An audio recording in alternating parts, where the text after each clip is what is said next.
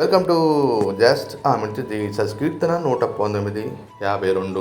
యెహోవా, పూర్వకాలము నుండి ఉండిన నీ న్యాయవిధులను జ్ఞాపకం చేసుకొని నేను ఓదార్పు పొందితనంటూ కీర్తనకారుడు సెల్ఫ్ మోటివేషన్ గురించి తెలియజేస్తూ ఉన్నాడు.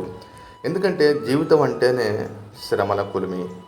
ఈ శ్రమల కొలిమిలో అనేక సార్లు నిందలు, అవమానాలు, అనేక సార్లు కష్టాలు వచ్చినప్పుడు దేవుని యొక్క వాక్యం మీదే ఆధారపడాలని చెప్పి ప్రతి పరీక్షకు కష్టానికి మనం గనక వెతికి చూడగలిగితే దేవుని యొక్క వాక్యంలో ఆదరణ, ప్రోత్సాహం కలుగుతూ ఉంది.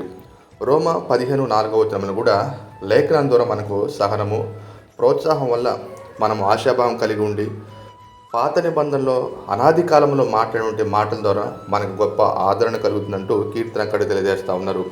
మనుషులు మన ఓదారుస్తుంటారు, ఆదరిస్తూ ఉంటారు.